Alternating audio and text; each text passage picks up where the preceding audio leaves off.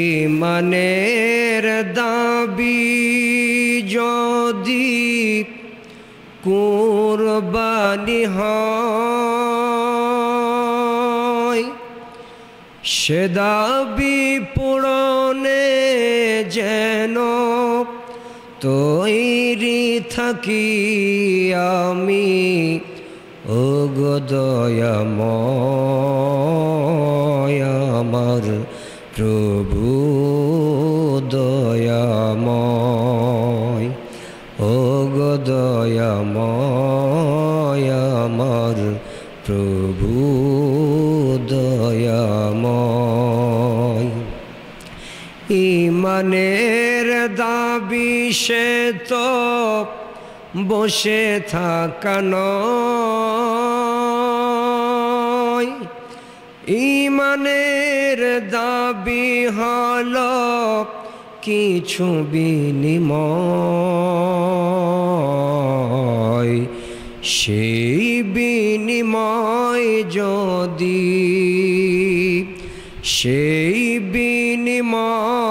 যদি কলিজার ঘাম হয়, সে ঘাম দিতে যেন তৈরি থাকি আমি।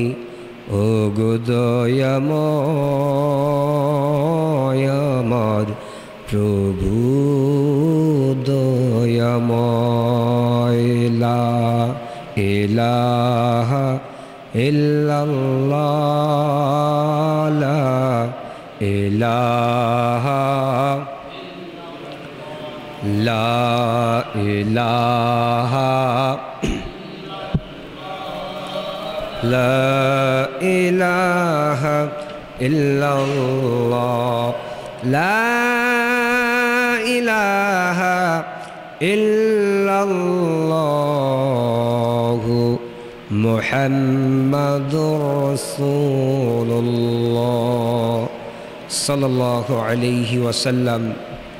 সম্মানিত প্রাণপ্রিয় মুসল্লিবৃন্দ, আল্লাহ সুবহানাহু ওয়া তাআলার মহান আলিশান দরবারে প্রাণ উজাড় করে লক্ষ কোটি শুকরিয়া আদায় করছি, যিনি মহিয়ান গরিয়ান আল্লাহ সর্বশক্তিমান।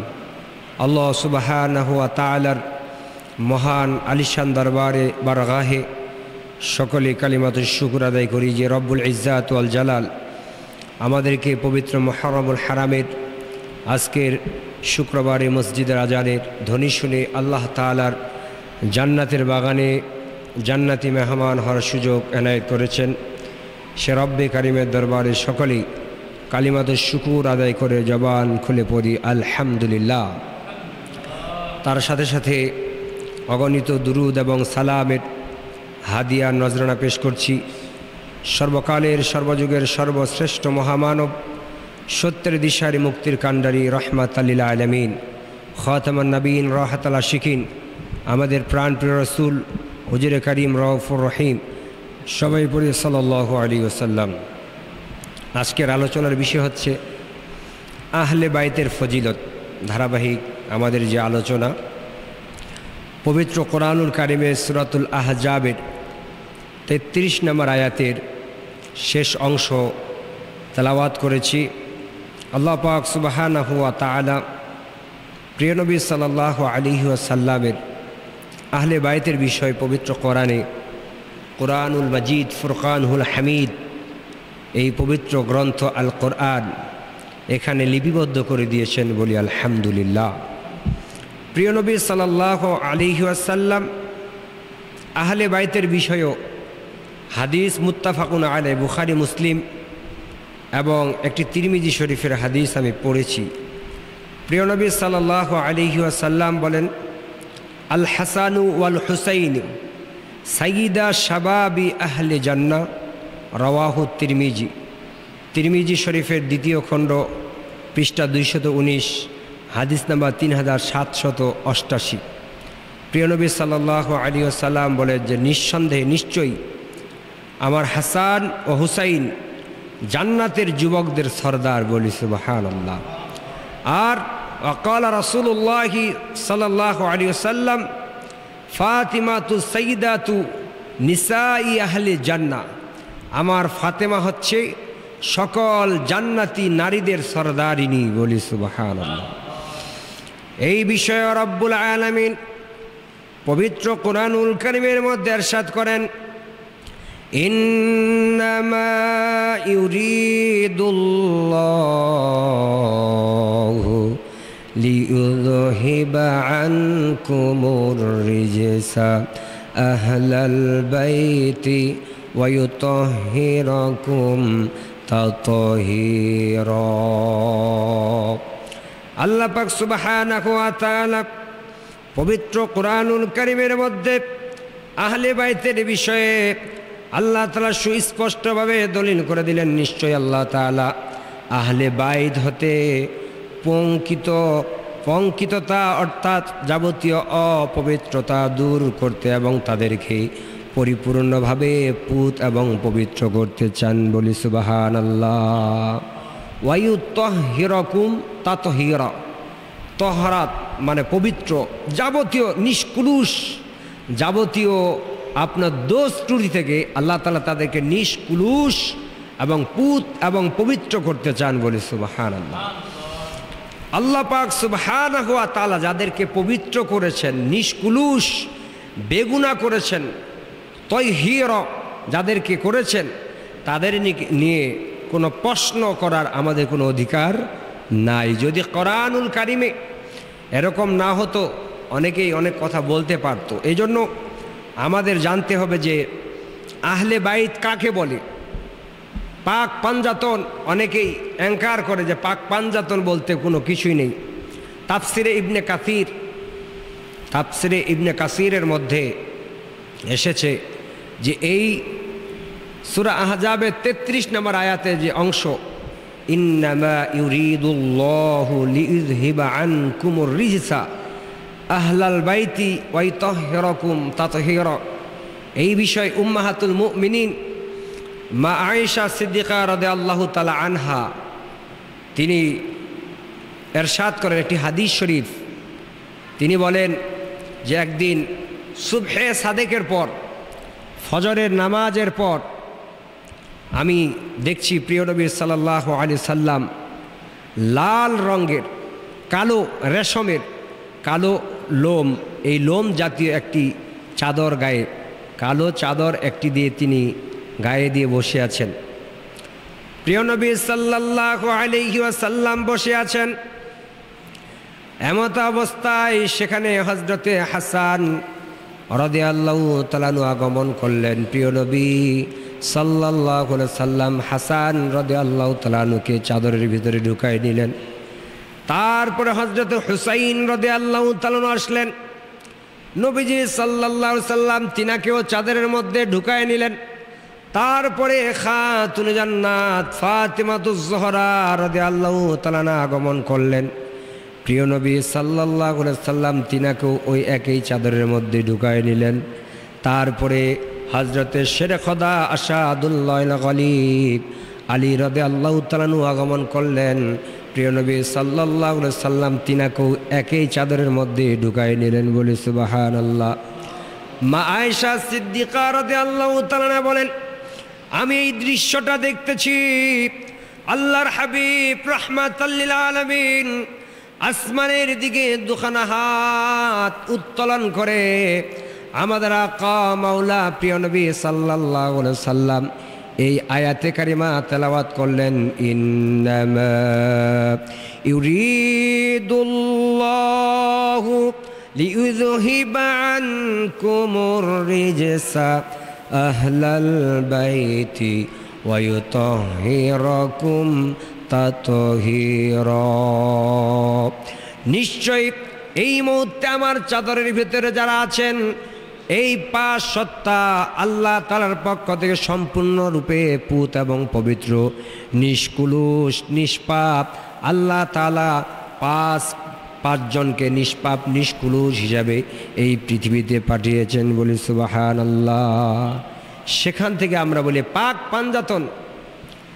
পাঞ্জাতন প্রিয় নবী সাল্লাল্লাহু আলাইহি ওয়াসাল্লামের রক্ত মোবারক যার শরীরে প্রবাহিত, হযরতে ফাতিমাতুজ জোহরা রাদিয়াল্লাহু তাআলা আনহা সাইয়্যিদা শাবাবি আহলে জান্নাহ, যিনি সকল জান্নাতি নারীদের সরদারিনী, আল্লাহ তাআলা কি তাকে যেমন তেমন করে সাধারণ কোনো মানুষের মতো মর্যাদা দিবেন? এই জন্য মনে রাখতে হবে, প্রিয় নবী সাল্লাল্লাহু আলাইহি সাল্লাম আলী রাদিয়াল্লাহু তাআলার বিষয়ে কি বলেছেন? লি আলিন আনতা মিন্নি বিমানজিলাতি হারুনা মিন মূসা ইল্লা আন্নাহু লা নাবিয়্যা বা'দি। মুত্তাফাকুন আলাই। প্রিয় নবী সাল্লাল্লাহু আলাইহি ওয়াসাল্লাম হযরতে শেরে খোদা আসাদুল্লাহ গালিব আলী রাদিয়াল্লাহু তাআলা বিষয়ে বলেন যে হযরত আলীকে লক্ষ্য করে ইরশাদ করেছেন, হযরতে মূসা আলাইহিস সালামের নিকট হযরতে হারুন আলাইহিস সালামের যে পর্যায় ছিল, হযরত মূসা আলাইহিস সালামের নিকট হযরতে হারুন আলাইহিস সালামের যে পর্দায় ছিল, তুমিও আমার নিকট সে পর্যায়ে রয়েছো, তবে আমার পরে কোনো নবী আসবে না। বলি সুবহানাল্লাহ। লা নাবিয়্যা বা'দি, বুখারী শরীফের প্রথম খণ্ড, পৃষ্ঠা 532। নবীজি সাল্লাল্লাহু আলাইহি সাল্লাম আলী রাদিয়াল্লাহু তাআলাকে এটা বলেছেন। আর হাসান হুসাইন বিষয়ে তো বলেছেন, আমাদের সমাজে অনেক মানুষ আছে যারা আহলে বাইতকে মানতে চায় না। অনেকেই বলে যে আহলে বাইত তো চলে গেল, আহলে বাইতের মর্যাদা দেখুন। এই যে মিহরাব, প্রিয় নবী সাল্লাল্লাহু আলাইহি সাল্লাম যেখানে দাঁড়িয়ে, এই যে মিম্বর, মিহরাব তারপরে মিম্বর, দাঁড়িয়ে তিনি খুতবা প্রদান করতেছেন। প্রিয় নবী সাল্লাল্লাহু আলাইহি ওয়াসাল্লাম খুতবা দিচ্ছেন, সেখানে জলিল কদর সাহাবা একরাম, আশারে মুবাশশারা 10 জন সুসংবাদ প্রাপ্ত জান্নাতি সাহাবী হযরতে আবু বকর সিদ্দিক রাদিয়াল্লাহু তাআলা আনহু বসে আছেন, উমর ইবনে খাত্তাব রাদিয়াল্লাহু তাআলা আনহু বসে আছেন, উসমান ইবনে আফফান জিন্নুরাইন রাদিয়াল্লাহু তাআলা আনহু বসে আছেন, আসাদুল্লাহ গালিব সাইয়্যিদুনা আলী কাররামাল্লাহু ওয়াজহুল কারীম বসে আছেন, আইম্মাতুল মুফাসসিরিন আব্বাস রাদিয়াল্লাহু তাআলা আনহু বসে আছেন, হাদিসুল মুহাদ্দিসিন আবু হুরায়রা রাদিয়াল্লাহু তাআলা আনহু বসে আছেন, অসংখ্য সাহাবা একরাম সেখানে বসে আছেন, খুতবা শ্রবণ করতেছেন। প্রিয় নবী সাল্লাল্লাহু আলাইহি ওয়াসাল্লাম জুমার ওয়াজিব খুতবা দিচ্ছেন। এর মধ্যে দেখলেন মসজিদে নববীর সদর দরজা দিয়ে ছোট ছোট দুটা বালক প্রবেশ করতেছে। প্রিয় নবী সাল্লাল্লাহু আলাইহি ওয়াসাল্লাম খুতবা দেওয়া বন্ধ করে দিলেন।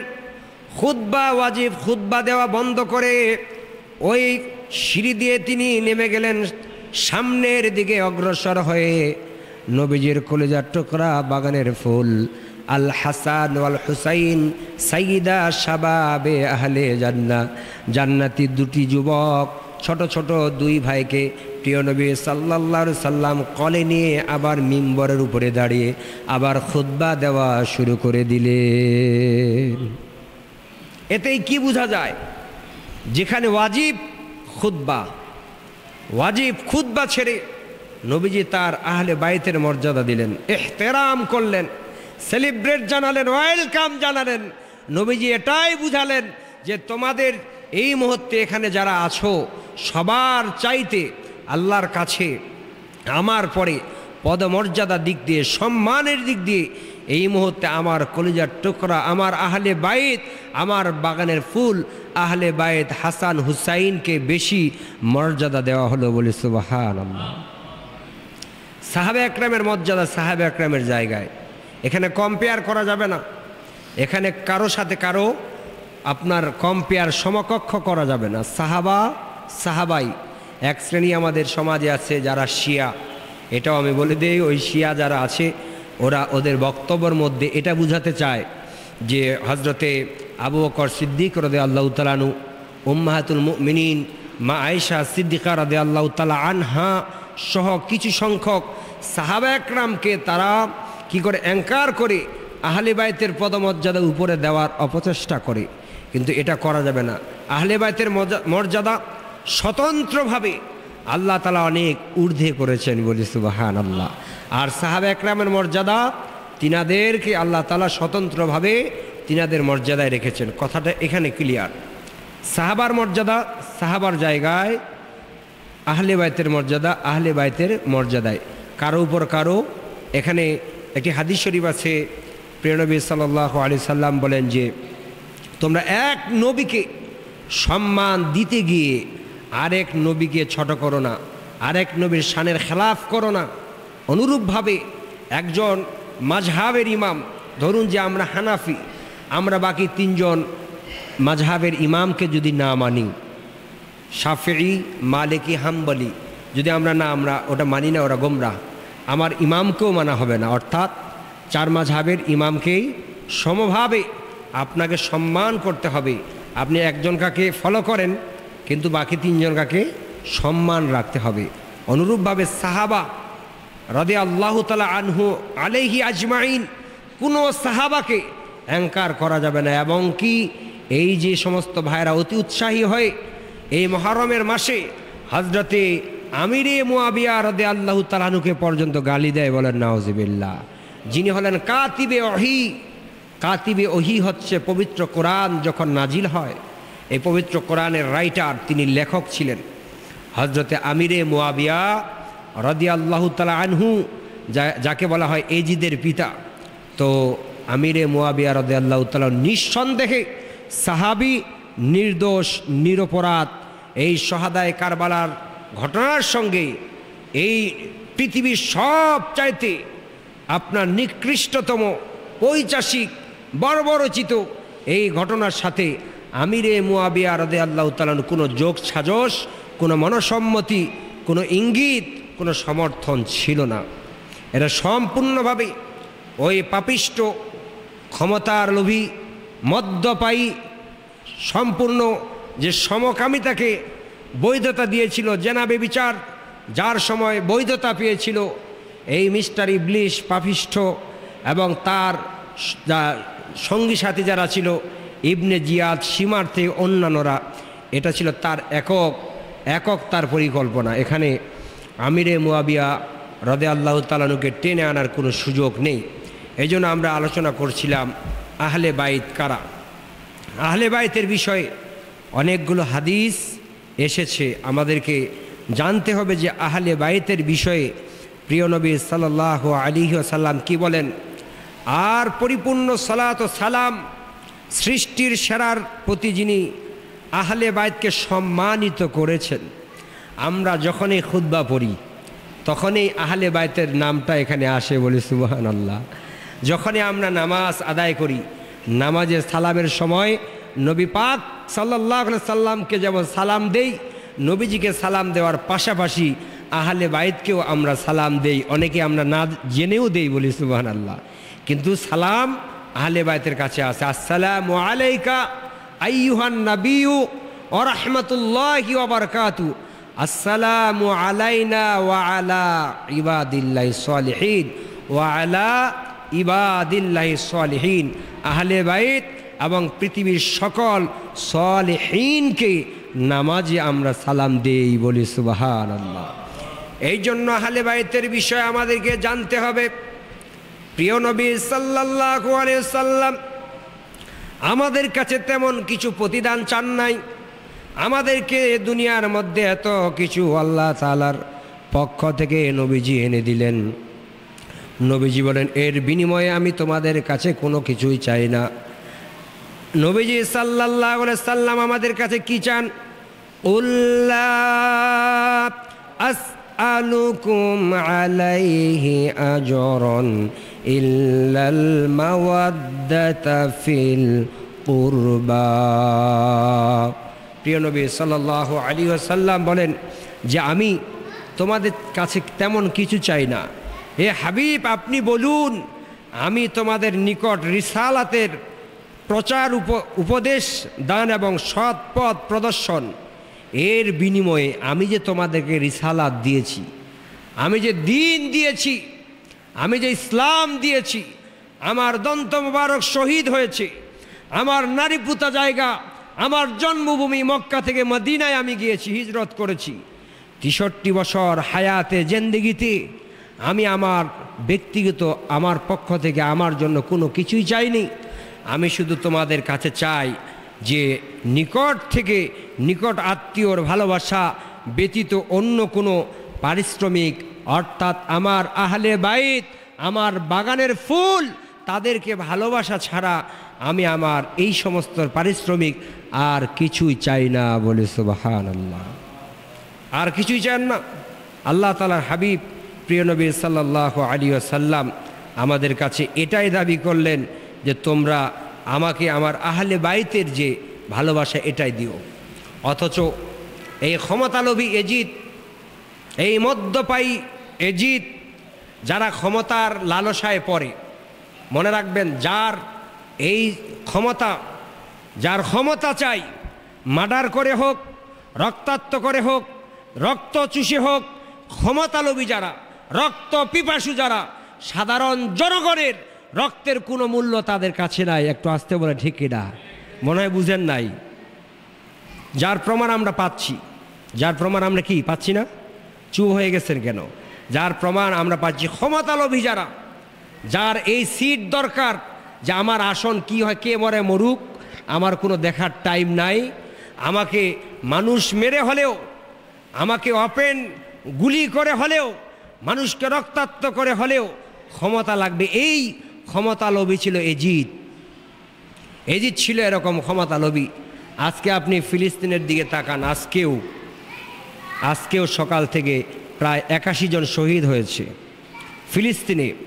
এরকম দেখা যাচ্ছে যে ছোটোখাটো বিষয় অনেক মানুষ যারা ক্ষমতার পিপাসু, ক্ষমতার লোভী, তারা মানুষকে হত্যা করে, আপনার রাতের গভীরে নতুন কোনো আইন প্রয়োগ করে মানুষকে ধ্বংস করতে, রক্তাক্ত করতে দ্বিধাবোধ করে না।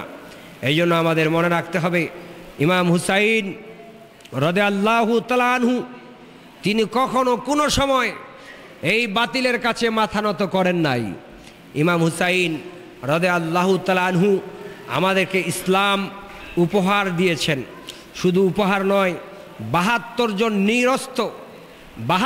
জন নিরস্ত্র পরিবারের সদস্যকে নিয়ে ইমাম হুসাইন রাদিয়াল্লাহু তাআলা আনহু তিনি কুফাতে গেলেন এবং নবীজি সাল্লাল্লাহু আলাইহি ওয়াসাল্লামের রেখে যাওয়া দিন, নবীজি সাল্লাল্লাহু আলাইহি ওয়াসাল্লামের রেখে যাওয়া আদর্শ পুনরুজ্জীবিত করার জন্য সপরিবারে ইমাম হুসাইন রাদিয়াল্লাহু তাআলা আনহু সপরিবারে, এবং কি 6 মাসের আলী আসগর, 18 বৎসরের আলী আকবর সহ তিনারা শহীদ হয়ে গেলেন। আর এই শহীদের মর্যাদা স্বয়ং আল্লাহ তাআলা নিজে দিয়েছেন। বলি সুবহানাল্লাহ। আল্লাহ পাক সুবহানাহু ওয়া তাআলা পবিত্র কুরআনুল কারীমের সূরাতুল বাকারার 153 নম্বর আয়াতি কারিমার মধ্যে আল্লাহ তাআলা ঘোষণা করে দিলেন, ওয়ালা তাকুলু লিমান ইউকতালু ফি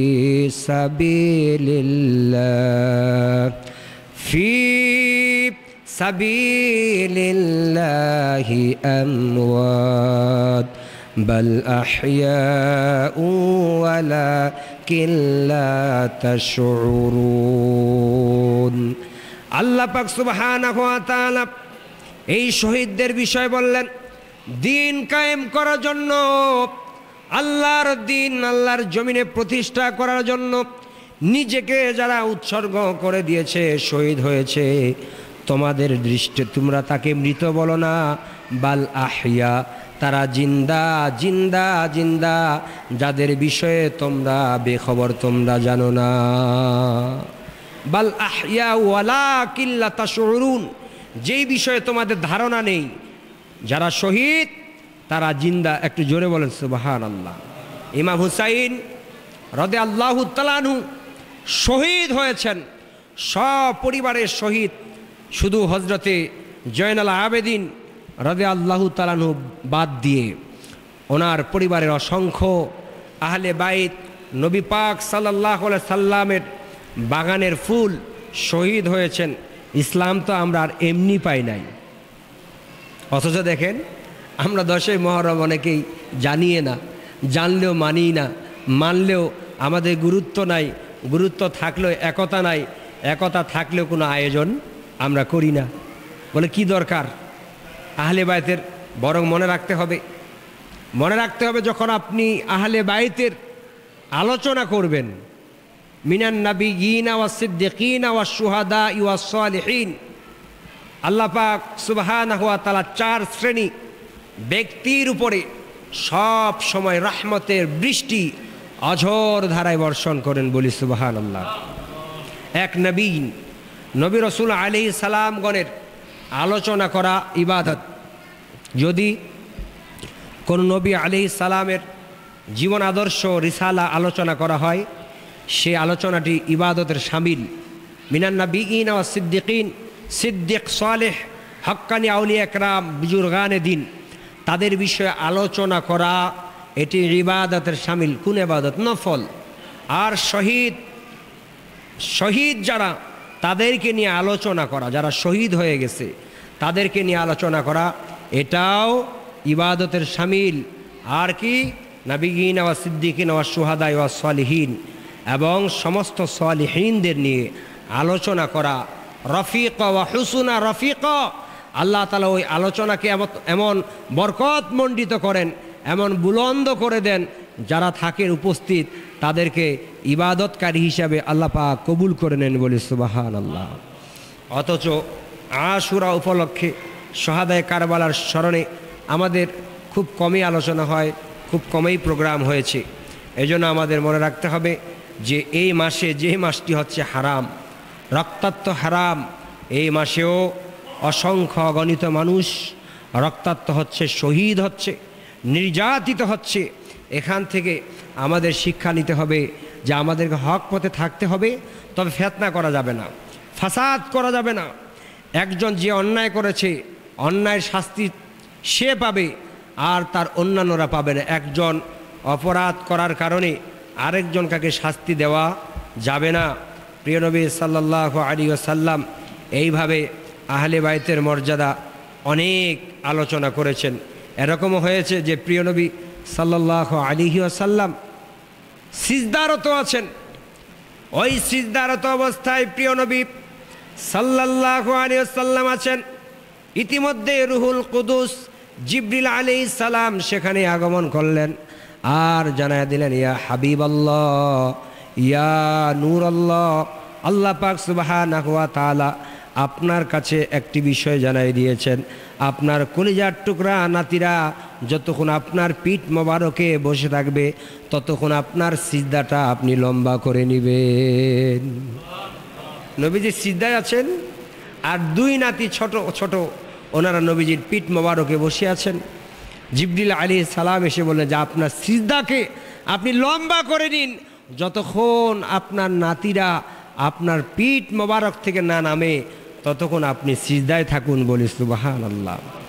এই আহলে বাইতের গলার মধ্যে কিভাবে তরবারি লাগায়, কিভাবে তরবারি চালায়, এজন্য এই হৃদয় বিদারক পৃথিবীর সবচাইতে নির্মম ইতিহাস কারবালার, এই কারবালার ইতিহাস আমাদের সমাজে অনেক বিকৃত, অনেকে অনেকভাবে আলোচনা করেন, কারণ একাডেমিক শিক্ষা নেই। অর্থাৎ আলিয়া বলেন, কওমি বলেন, আপনার জেনারেল বলেন, কলেজ, ইউনিভার্সিটি, এগুলোর মধ্যে এই চ্যাপ্টারগুলো তুলে নেওয়া হয়েছে। আগে কারবালার ইতিহাস ছিল, এখন কারবালার ইতিহাসগুলো নেই। কারণ এক শ্রেণীর ষড়যন্ত্র যদি সঠিক কারবালার ইতিহাসগুলো একাডেমিকভাবে এদেশের জেনারেশন জানতো, তাহলে হুব্বে রসুল আহলে বাইতের প্রতি তাদের মহাব্বত, ভালোবাসা বেশি বৃদ্ধি পেত। এই জন্য এক শ্রেণী মানুষ সূক্ষ্ম কৌশল করে অপপ্রচেষ্টার মাধ্যমে আহলে বাইতের এই আপনার জীবন আদর্শগুলো, এই শহাদায়ে কারবালার ইতিহাসগুলো মুছে দিয়েছে। সেখানে দেওয়া আছে কালমার্সের জীবনী, লেনিনের জীবনী, অন্যান্য ইসলাম বিদ্বেষীদের জীবনী, অন্যান্য ইতিহাস দিয়ে এখানে যুবকদের মেন্টালিস্ট তাদের মনমস্তিষ্ককে অন্যদিকে ধাবিত করেছে। এই জন্য যদি সঠিক আদর্শ কারোর মধ্যে থাকে, প্রিয় নবী সাল্লাল্লাহু আলাইহি সাল্লামের আদর্শ কারোর মধ্যে থাকে, সে তো গোমরাহ হবে না, পথভ্রষ্ট হবে না, অন্যায় হবে না। এই জন্য আমাদের শিক্ষা নিতে হবে শহাদায়ে কারবালার ইতিহাস থেকে। আজকে দেখেন ছোট একটা বিষয় নিয়ে, এটা প্রাসঙ্গিক নয়, সচেতনতার জন্য বলছি। অনেক স্টুডেন্ট এখানে আছেন, অনেক ছাত্র ভাইরা আছেন, তাদের এই যে ন্যায্য দাবি, এটাকে আমিও সমর্থন করি। কোঠা সংস্কার, পূর্ণ সংস্কার, কোঠা আন্দোলনের পূর্ণ সংস্কার করা হোক, এটা আমি ব্যক্তিগত নাগরিক হিসাবে, স্বাধীন হিসাবে আমি সমর্থন করি যে ছাত্র ছাত্রীদের এই আন্দোলনটি অবশ্য যৌক্তিক এবং বৈধ। তবে দেশের কোনো সম্পদ নষ্ট করে নয়, দেশের কোনো রাষ্ট্রীয় সম্পদ, এটি এদেশের 18 কোটি নাগরিকের সম্পদ। একটু কথা বলে ঠিকই না? কথা মনে বুঝেন নাই? আমাদের দেশের সম্পদ আমাদের, রেল বলেন, ওই বিটিভি টেলিভিশন বলেন, এটা আমাদের। এই ছাত্রছাত্রীরা যখন যৌক্তিক আন্দোলন করতেছে কিংবা এই বিভিন্ন জায়গায় এদের দাবি দাওয়াগুলো আপনার তুলে ধরতেছে, হয়তো বা এমন হতে পারে যে তৃতীয় পক্ষ কোনো শক্তি হতে পারে যে তারা চায় না যে দেশ তার উন্নয়নের অগ্রধারা ভূমিকাটা অব্যাহত থাক, এরা একটা সুযোগ নেওয়ার চেষ্টা করবে। এ কারণেই আমাদেরকে অতি উৎসাহী হয়ে দেশের কোনো সম্পদ নষ্ট করা যাবে না। মানুষ তার দাবি দেওয়া তুলে ধরবে, অবশ্যই এটা নাগরিক হিসাবে অধিকার আছে। চাপে না পড়লে বাপ বলে না। এই যে স্টুডেন্টরা সুন্দর আন্দোলন করতেছিল, এখন ইতিমধ্যে কিন্তু 80% মেধা যারা, তাদেরকে প্রাধান্য দেওয়া হচ্ছে। এবং আগামী রবিবার 21 তারিখ এটার একটা ফয়সালা হবে। এর আগ পর্যন্ত আমি আপনাদের ভাই হিসেবে, খতিব হিসাবে অনুরোধ করব, কোনো মিটিং মিছিলে গিয়ে অহেতুক অযথা অগ্নিসংযোগ করে কোনো মানুষকে ব্যথা না দিয়ে, কষ্ট না দিয়ে আমরা একটু নীরব ভূমিকা পালন করি। এটি আমাদের দেশের জন্য, আমাদের ভবিষ্যতের জন্য অবশ্যই মঙ্গল বয়ে নিয়ে আসবে। তবে আপনার যিনি রাষ্ট্রপ্রধান হবেন, যে দেশেরই হোক, এখানে বৈষম্যতা থাকবে না। একজন আমাদের দেশের যারা বীর মুক্তিযোদ্ধা, এরা হচ্ছে এদেশের সোনার সন্তান এবং এদের অবদান ভুলার নয়। কিন্তু তার ছেলে পেয়েছে কোঠা, নাতি পেতে হবে, তারপর নাতি পেতে হবে, এইভাবে 14 গোষ্ঠী যদি যেতে থাকে, সাধারণ শিক্ষিত সমাজ কোথায় যাবে? এই জন্য সরকার মহলকে এই বিষয়টি অবশ্যই বুঝতে হবে যে আমি শুধু একদিকে দেখব, আরেক দিকে নয়। ইউনিভার্সিটিতে যারা পড়ে কি পরিশ্রম করতে হয়, এটা তো আমরা বুঝি। এই যে রংপুরে যে ছেলেটা মারা গিয়েছে, আবু সাঈদ, যাকে সরাসরি সম্মুখ গুলি করে শহীদ করা হয়েছে, এটা অবশ্যই সকল পন্থী মানুষের হৃদয়ে আঘাত আনারই স্বাভাবিক, আনবেই, কষ্ট লাগার স্বাভাবিক। কারণ তার টিউশনির টাকা দিয়ে তার বাবা চলতো, তার পরিবার চলতো। ইতিমধ্যে দেখলাম যে চীনের একজন বাংলাদেশের প্রবাসী তার পরিবারের দায়িত্ব নিয়েছে, হয়তোবা সরকারের পক্ষ থেকে ক্ষতিপূরণ দেওয়া হবে। এই জন্য আমি বলবো, অনাকাঙ্ক্ষিত যে সমস্ত ঘটনাগুলো ঘটেছে, এটা ঘটেই গেছে, এটার দায়ভার অবশ্যই কর্তৃপক্ষ নেবে। তবে এখানে যারা যুবক, আমরা সর্বস্তরে যারা আছি, আমি অনুরোধ করব, আজকে জুমার নামাজের পর অনেক জায়গায় হয়তো মিটিং মিছিল হতে পারে, আমরা একটু নীরবভাবে থাকি। আগামী 21 তারিখ রবিবার কি ফায়সালা আসে, এটা আমরা সেদিকে লক্ষ্য করি। অবশ্যই ফেতনার দিকে আমরা যাব না। আমি আমার ব্যক্তিগত মতামত থেকে বলতেছি, 100 বার বলতেছি, এই কোঠা সংস্কার আন্দোলনের সাথে আমি একমত। তবে কোনো সহিংসতা, কোনো জ্বালাও পোড়াও, অগ্নিসংযোগ, কোনো মানুষকে আঘাত করা, এটার পক্ষ ইসলামও নয়, সাধারণ কোনো মানুষও এটা হতে পারে না। আমরা সাবলীলভাবে, সুষ্ঠু ধারায় আমরা আমাদের দাবিগুলো তুলে ধরতে পারি। কথা বলে ঠিক কি না? এই জন্য আমি আপনাদেরকে এটা, কালকেই তো দিনাজপুর শহরে হঠাৎ করে দেখবেন যে সেই ফাটাফাটিগুলাগুলি, আমরা ঠিক ওই জায়গায় পড়ে গেছি। আমরা শান্তিকামী, তবে মেধাকে প্রাধান্য দেওয়া সব জায়গায়, সব দেশেরই এটা আপনার নীতির মধ্যে থাকা দরকার। যারা মেধাবী, যারা যোগ্য, আপনি যদি কোঠার মধ্যে আসেন, ধরেন যে কামিল পাস, 8 জন আলেম, 1 জন খতিব নেওয়া হবে। কিছুদিন আগে দিনাজপুর শহরের একটি মসজিদে খতিব নিয়োগ হলো। তা আমাকে ফোন দিলেন যে হুজুর, আমার ইন্টারভিউ আছে, আপনি একটু দেখিয়েন বিষয়টা। তা আমি বললাম যে তোমার যোগ্যতায় কথা বলবে। তো যাই হোক, অনেক শ্রেণীর আলেমদেরকে ওখানে ডাকা হলো, বড় বড় হুজুরদেরকে নিয়ে ইন্টারভিউ দেওয়া হলো। তো সবার শেষে রাত্রে আমি ইন্টারভিউ বোর্ডের একজনকে ফোন দিলাম, দিয়ে সাহেব কী খবর? উনি বললেন যে আলহামদুলিল্লাহ, আমরা অমুককে সিলেক্ট করতেছি। তো আমি কিন্তু তার কথাই বলতে চাইছিলাম। তো তার তেলাওয়াত, তার অন্যান্য আকিদা থেকে শুরু করে সব আমাদের কাছে ভালো লেগেছে। তা আমি বলি নাই যে আপনি তাকেই দেন, আমি বলেছি যে যোগ্য হয়, যেহেতু এটা খতিব, এটা ইমাম, আপনি যোগ্য ব্যক্তিকেই দেখে সিলেক্ট করবেন, যোগ্য মানুষেই সিলেক্ট হবে। না হলে ওই যে এক একজন 400 কোটি 500 কোটি টাকার মালিক করে ড্রাইভারি, আবার জিজ্ঞাসা করলো এই টাকাটা আপনি কি করছেন, বলছে আলহামদুলিল্লাহ এটা আমি দিনের পথে খরচ করছি। জোরে বলেন সুবহানাল্লাহ। সুবহানাল্লাহ বললেন। দিনের পথে খরচ করছে, মানুষের কাছে সুদের টাকা নিয়ে, ঘুষের টাকা নিয়ে, দুর্নীতি করে। তুমি দিনের জন্য কেন, তুমি যদি দুর্নীতি করে জমজম কুয়ের পানি দিয়েও গোসল করো, আর যদি তুমি খানা খাবার ভিতরেও ঢুকে থাকো, তোমার একটা সিজদা কবুল হবে না। কারণ মানুষের হক, আল্লাহ তাআলা হক, হাক্কুল্লাহ, হাক্কুন নাস, হাক্কুল ওয়ালিদ, মানুষের হক নষ্ট করে আপনি চিল্লা লাগান, কিংবা আপনি মসজিদ বানান, খানকা বানান, আপনি এতিমখানায় দেন, এগুলো কাজে আসবে না। আমাদেরকে হালাল খেতে হবে, হালালভাবে থাকতে হবে। আমি জানি আমাদের ইমামে আজম জামে মসজিদের অত্র এলাকার যুব সমাজ, সর্বশ্রেণী মুসল্লিবিন্দু শান্তিকামী। সে কারণে আমি আমার পক্ষ থেকে কোনো চিঠিও আসেনি, কোনো আহ্বানও আসে নাই, বরং হয়তো বা গোয়েন্দা বাহিনীও থাকতে পারে যে দেখি কি বলে, পরে খতিব সাহেবকে নিয়ে যাব। তবে সাধারণ অনেক মানুষ নির্যাতিত, সাধারণ মানুষও পুলিশের আঘাতে নিহত হয়েছে। এই বিষয়টি প্রশাসনকে খেয়াল রাখতে হবে।